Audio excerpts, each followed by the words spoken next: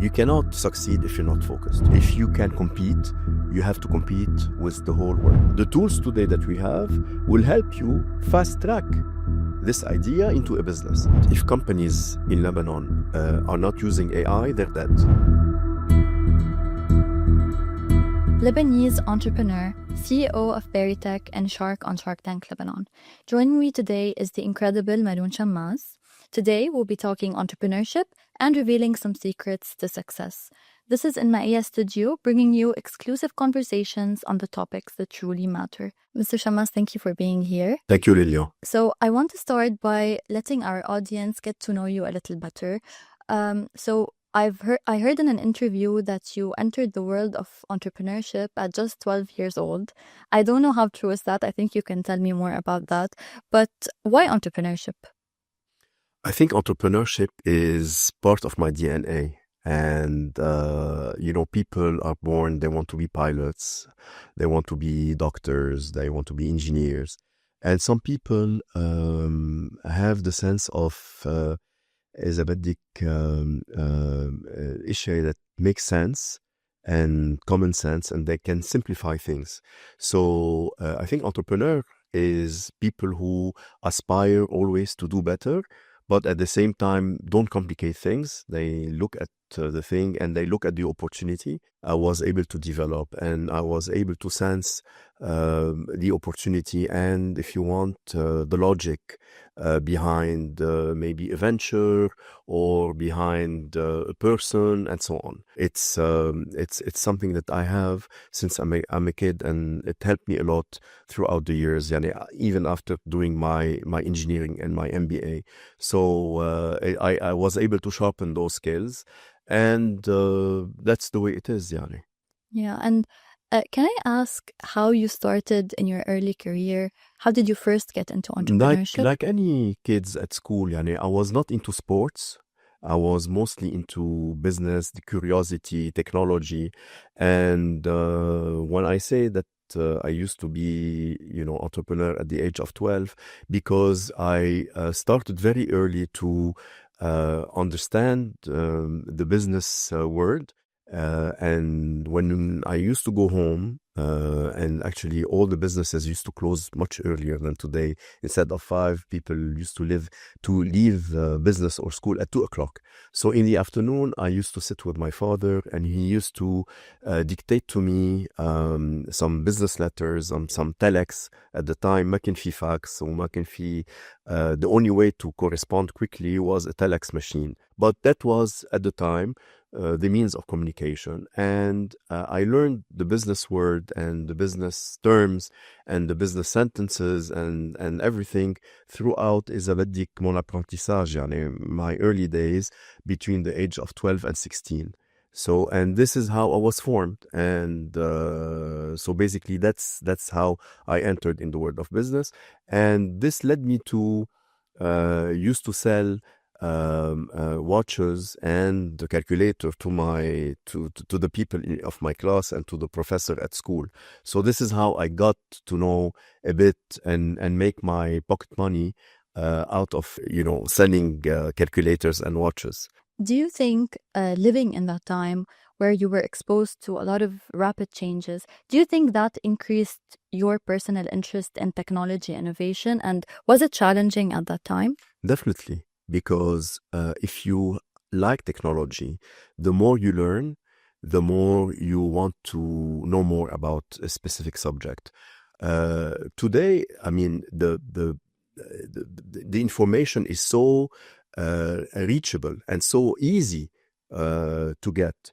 So today, people, I think, especially the young generation, they have all this information very handy, straightforward, through the palm of their phone. They don't know how difficult it was to get this information, and this, I think, is the beauty of, if you want, technology. It made everything so accessible. I mean, look at 20 years ago, how many people had a mobile phone, and look at today, how many people have a mobile phone. So this, in a way, has increased the level of knowledge and access to information in a way that you could have never thought about it. That's why that you see also that the old generation rely a lot on the memory, on their memory. Today, people don't use their memory as much as they used to be. They used to use it. So it's a bit also distracting. Okay, so people don't focus as much. And that's why people who focus today, and maybe we're going to have the chance to talk about that, if people are able to focus, they can surpass people who are not able to focus, and they can be more successful. Because it's all about, at the end of the day, being able to focus and go to the depths of the problem, or to solve the problem to the root. So we're talking about the difference between how accessible information was back then and how readily accessible it is today. But that definitely created a lot of competition today with having a lot of information accessible. So what are your thoughts on that? Okay. Competition today is becoming extremely tough. Why? Because, everyone, first of all, the market is open to anyone. So it's open for people inventing or creating something out of Lebanon, or out of India, or out of San Francisco, or anywhere else in the world. So the access of information, or the access to a product or service is now in such a way that only the best will be able to succeed on a global level. So if you look at the pyramid of information, or if you look at the pyramid of what people want, you have the top 2% of the pyramid, who everyone is aspiring to become in that top 2%. And the top 2%, the population, the worldwide population is what? About 8 billion people. So the 2% of the 8 billion is 160 million. صح? So you are competing على 160 million people. So this is how tough it is. I mean, it looks 2%, but you have 160 million people. So it means that if you don't have the best of the best, you're not going to be succeed, or you're not going to be successful, or you're going to be on the lower end. You have the top 2%, and then you have 10, and then you have 30, and then you have the bottom. Okay, so where do you want to be? Do you want to be in the top 2%, the top 10, or the top 20, or the bottom of the scale? So that's why you see, and people are becoming more and more demanding, right? They want really the best, whether it's in education, whether it's spending your money in a place. So that's why also that you see that people are not buying anymore. They're leasing, or they are renting. They're not. Why? Because they are afraid, or they feel that today you have something, you're using something, but tomorrow you might have the opportunity of having something even better. So why to buy something and get stuck with it? To take, for instance, the example of the cars. Okay, look at today the Chinese cars. Look at how competitive the prices are. You can get a luxury Chinese car for maybe half the price or 1/3 of the price of a European car. Okay, so people are saying, okay, why do I want to buy a car? I want to lease a car. Why do I want to stay in Airbnb or not stay in a hotel? Because you get probably a better experience than, spending your money and paying something more expensive. So it's all about competition. It's all about creating new spaces. It's all about the experience. It's all about getting your money to get something even better. So this is a bit what is happening nowadays. I think you framed it in a very interesting way. And I think competition, especially in Lebanon, can be also very tough to compete, because you're not just competing on a local scale, but you're competing in a global scale. So from your experience, what are some habits that you did as an entrepreneur, either early on in your career or that you continue to do to this day, that you think made a big difference in your career and reaching that level of success? With time, the more time passes, the more I listen and I observe. Because you can take always a step backwards, a step back, and say, okay, why is this product better than this product? I mean, instead of just jumping into something or jumping into saying something, you want to take a bit of a step back and analyze and observe and try to understand, the differences and the little things that make this product better than this product or that person better than that person. And it's all about being able to extract the best of anything. The behavior of people is going towards selecting and filtering what's the best and keeping what they like, and the rest is just they throw it in the garbage. So, and it's the same, and we're going to see more of this as time goes on. We are going to see more people focusing on selecting and filtering the best and dropping the rest.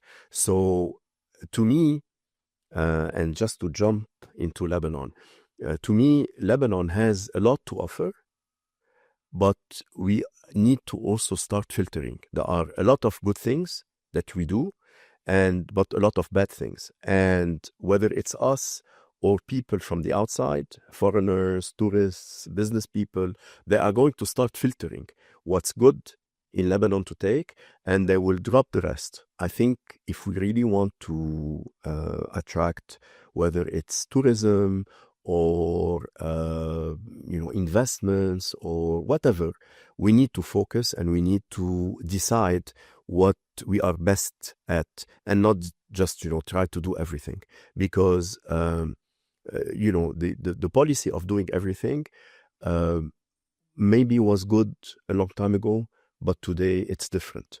Look at the countries around us. Look at the countries in Europe.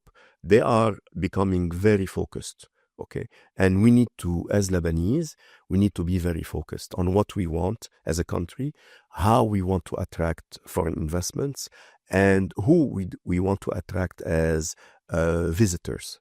So this is very important. And speaking on focus, how important do you think it is also on a personal level to achieve success or for entrepreneurship? It's the whole thing. If you are able to focus, if you are able to define exactly what you want, and the smaller your area of interest, the better you are going to be able to do in the world. For instance, I'm looking at there is a recent company that I saw that it does a special kind of blankets. Okay, it's called 8 Sleep. Okay, I happen to know the people that found it. Basically, it's a cover that you put below a mattress. Okay, and it regulates the temperature that you want specifically, and it will give you how your sleeping, your sleeping pattern or how you slept. Okay, during the night. Okay, and you can choose for half the bed if you have someone next to you. So each person in the bed can choose how they want the temperature of the blanket to be. The blanket is used by celebrities around the world, by a lot of people, and I used it, and it changes your experience of sleep. Okay, so look at a very simple product that was able to change. It's not anymore about how hard the mattress is or how soft the mattress is, which was for the last 40 years. People were talking about, the mattress and how good the mattress should be and stuff. Now it goes beyond one step. Okay, so it's even more focused. And now they just released a pillow to do the same. So before it was your body, the temperature of your body, and now it's the pillow. Okay, so how you want the temperature of the pillow to be. So look at how we're going into more details and the experience of the sleep itself. I think what's very impressive about it is that it is a simple idea. At the end of the day, it's something basic, but it's still very innovative. And speaking on between, we have to talk about Shark Tank. So between Shark Tank and Veritech as well, you've worked with hundreds or thousands even of startups and SMEs. What is something that you look for or you listen for when hearing a pitch from an entrepreneur that would make you want to invest in that business? Basically, we look at three things. We look first of all at the entrepreneur himself. Okay, we want to see that special and the traits that make that person different from others. So he has to be.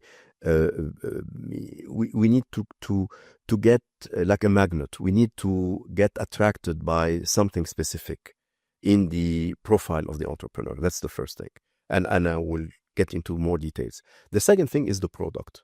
Why that product is different, or what makes that product different. Okay, and the third thing is the market. Which market this entrepreneur is addressing. Is it local market, regional market, international market? Those who are just looking for the Lebanese market, forget it. It's not, he's not going to get very far because the market is small. But those who are looking at a much larger market, does he have the entrepreneur? Does he have the means? Does he have the strategy to go to the international market? Did he test it? What is a comparable product? What is the difference between the product that he is proposing and what is available out there in the market? So there are a number of questions that we ask ourselves. And then can he execute it properly? Okay, because, everyone has a good idea, but the idea is as good as the execution. If the execution is poor, then the idea is not going to fly. So you can have the same idea. Look at, for instance, the studio. Okay, many people try to do podcast studios, but they don't succeed in it because maybe the lighting is not there, or the sound is not going to be good, or whatever. And then you have, after the content, you have the production, you have the editing part. People are liking Shark Tank because the whole thing is well orchestrated, is dynamic, and the editing, the way that the producer is taking the pieces and عم بيعمل المونتاج آخر شيء, is done so well that you don't feel that you are it's slow or it's boring or whatever. So it's an ensemble de choses. It's actually the whole packaging that makes the end product either succeed or fail.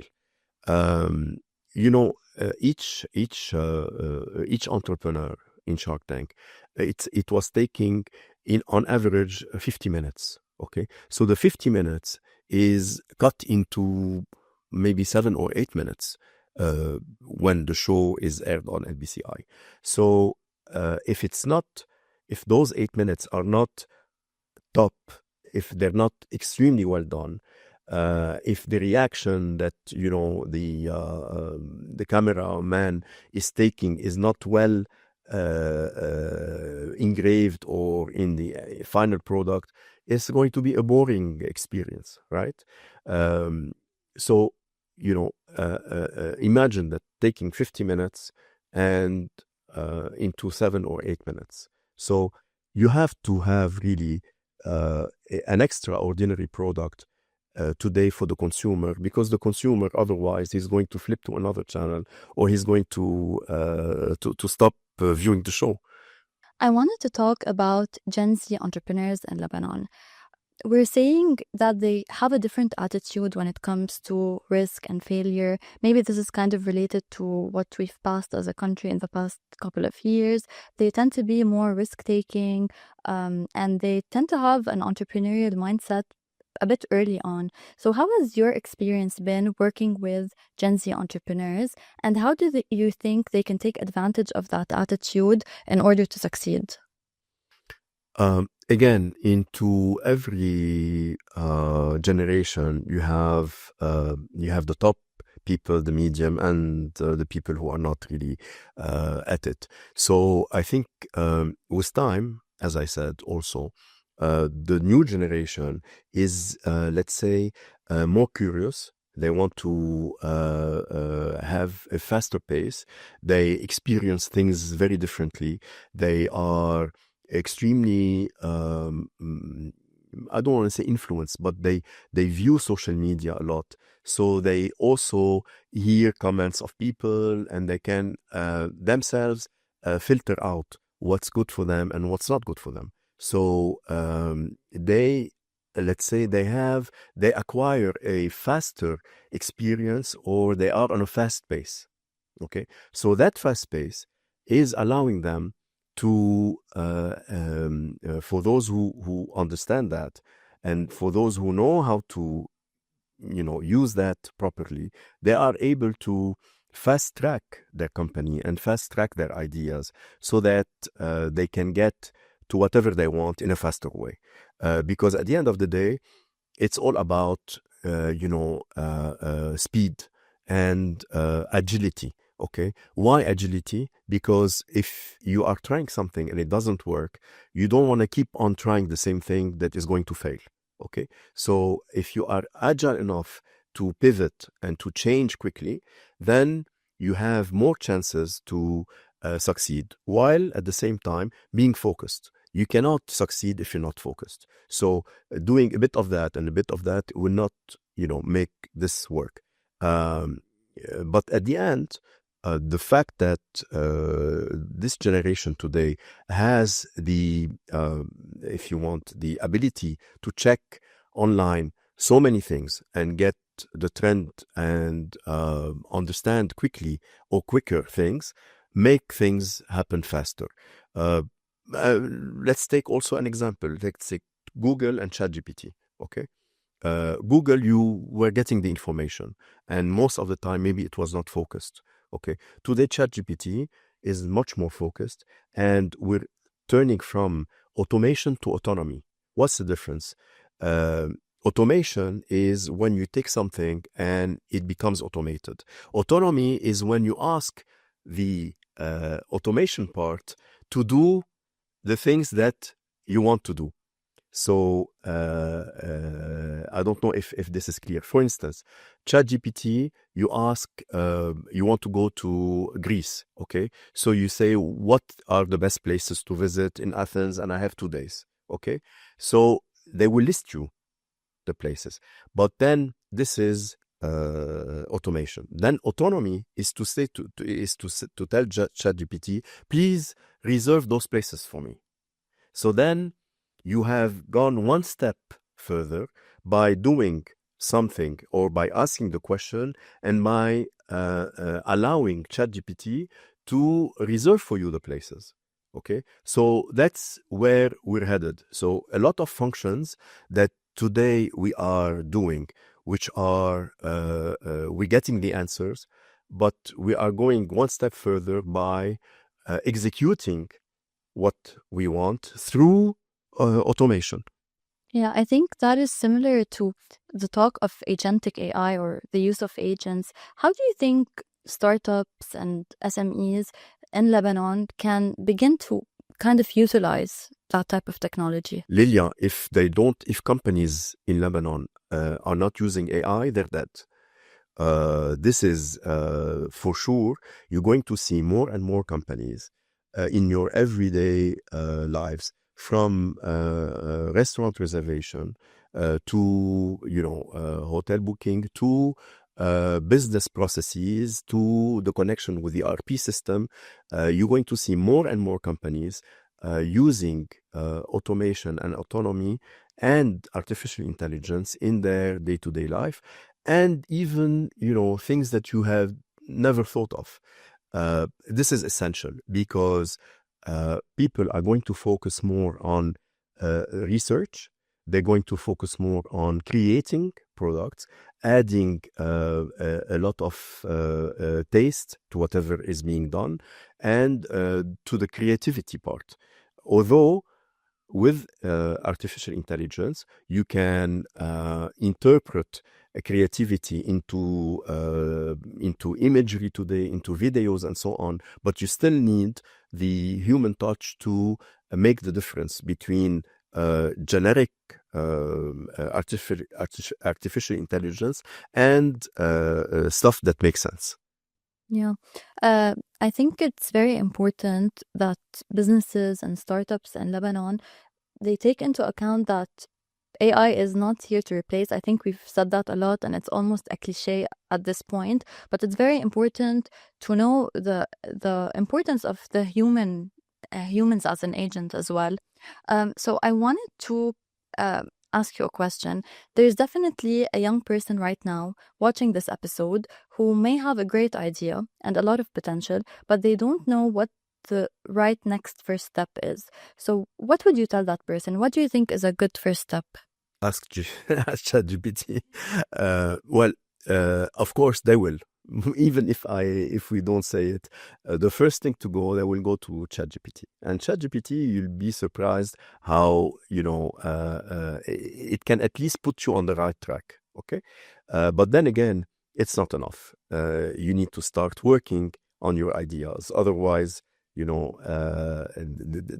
stays an idea, and you have to experience it, you have to research it, you have to develop it, you have to do many things. The tools today that we have will help you fast track this idea into a business, but you still have to go through the different steps, because at the end of the day, the humans, they have the feelings, they can taste, they can smell. Those agents today, ChatGPT and all the artificial intelligence, will help you, but it cannot replace those basic, if you want, parameters that human beings have. I'd like to kind of sum up our lovely discussion on a more personal note. So my question is, what is the best piece of advice? It could be career advice or it could be life advice. It's up to you. The piece of advice is that today the world is open for all the Lebanese, the young generation. Don't limit yourself to Lebanon. You have, if you can compete, you have to compete with the whole world, okay? And to do that, you have to understand exactly what you want, okay? What you are after. You have to have a good team with you. Don't think that you can do things by yourself, okay? It's like playing, if you want to play backgammon, or if you want to play football or basketball, you have to have a team. In business, it's the same thing. You have to have a team. So you have to be surrounded by people that you can understand, and people who will understand you. Okay, so don't take anyone, and you have to have a good relation with these people, so that each one has a task to do and have a responsibility, building that task and aiming for the same goal. Okay, so this is very important. So you need to see eye to eye with the team that you're going to be working with. You have to also set your objectives, and set objectives that are attainable. Don't put objectives like, I'm going to be a billionaire next year. This doesn't work as well. You can say, this is ultimately what I want to be. But to get to that, to be famous or to make money and so on, it takes a lot of hard time, a lot of effort, and so on. It takes on average 5 to 8 years. So don't be deceived by trying to become the greatest company in a couple of weeks. It doesn't work that way, because other people are working on that, and other people in the world are putting all the efforts, and they're getting the best engineers and the best talent to do their project. So you need to do the same. If you want to compete, you need to be at par with people in India or in Dubai or the States or Paris or Milan. So this is something that is really important to understand. And then you need to listen. Okay, don't just say, I know everything. No, nobody knows. Even with ChatGPT and all the tools that you have, the more you know, the more you want to know. Okay, and so this is really part of the exercise. And listen, be always humble. Even if you start making very well, don't think that it can last. So you always have to be on your toes. You always have to look for the better opportunity to improve your product, because consumers, if they're not happy, they will, let you down. So there's a lot to learn, even today, with the advent of technology and everything else. There's still a lot to learn. So focus, speed, agility, listening, and having a good team, and being adaptable and staying on your toes. Thank you so much for this incredibly insightful conversation. We loved having you. Wishing you all the best always. Thank you so much. Thank you. Thank you.